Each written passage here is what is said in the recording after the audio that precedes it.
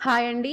Welcome to voice of Varshini YouTube channel. Friends, ఈరోజు వీడియోలో cauliflower పికిల్‌ని సంవత్సరం అంతా నిల్వ ఉండేలా ఎలా ప్రిపేర్ చేయాలో ఇప్పుడు మనం తెలుసుకుందాం.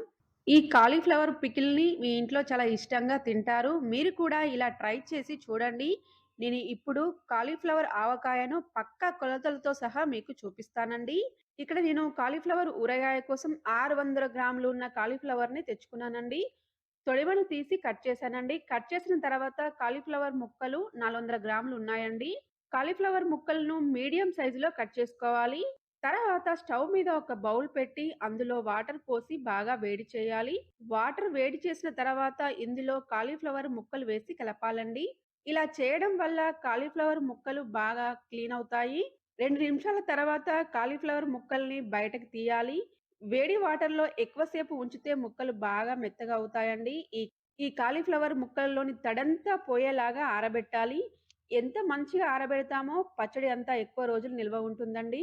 ఇక్కడ నేను ఎండలో 5-6 గంటల పాటు ఆరబెట్టానండి.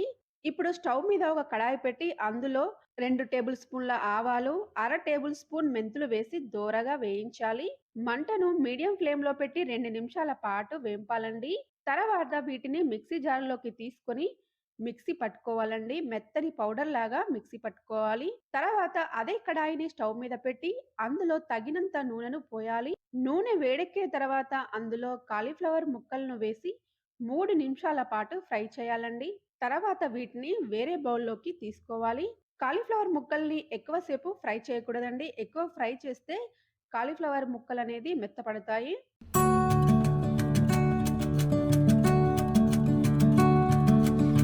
తర్వాత అందులో పోపు గింజలు, జీలకర్ర, ఎండుమిర్చి వేయాలి. తర్వాత అందులో వెల్లుల్లి రెబ్బలు వేసి, ఆ వెల్లుల్లి రెబ్బల్ని లైట్‌గా ఫ్రై చేయాలండి. తర్వాత మీకు ఇష్టమైతే ఇంగువ వేసుకోవాలి. ఇంగువ వేస్తేనే పికిల్ చాలా బావుంటుందండి. ఇలా ఫ్రై చేసిన పోపును పూర్తిగా చల్లారనివ్వాలి. తర్వాత ఇందులో మనం మిక్సీ పట్టుకున్న మెంతి పొడిని వేసి కలపాలండి. తర్వాత 400 గ్రాముల కాలీఫ్లవర్‌కి 50 గ్రాముల కారం, 40 గ్రాముల సాల్ట్ వేసి కలపాలి. తర్వాత అందులో మనం ఫ్రై చేసిన కాలీఫ్లవర్ ముక్కలను వేసి కలపాలండి. తర్వాత ఈ పికిల్‌ని నేను వేరే బౌల్‌లోకి తీసుకున్నాను. ఇందులో ఒక నిమ్మకాయ రసాన్ని పోయాలండి. నిమ్మరసం పోసిన తర్వాత బాగా కలపాలి. తర్వాత దీనిని 1, 2 రోజులు మూత పెట్టి పక్కన పెట్టుకోవాలండి. ఇందులో ఉన్న కాలీఫ్లవర్ ముక్కలు బాగా మాగిన తర్వాతే పచ్చడి చాలా టేస్ట్ ఉంటుంది. నేను మరుసటి రోజు చూపిస్తున్నానండి చూడండి. పచ్చడి పైన ఆయిల్ అనేది తేలి పేరుకుంది కదండీ! ఈ పచ్చడిని ఎక్కువ రోజులు స్టోర్ చేసుకోవచ్చండి. తర్వాత దీనిని బాగా కలిపి ఒక గ్లాస్ జార్‌లోకి తీసుకోవాలి. ఇప్పుడు టేస్ట్ చూసి సాల్ట్‌ని కలుపుకోండి.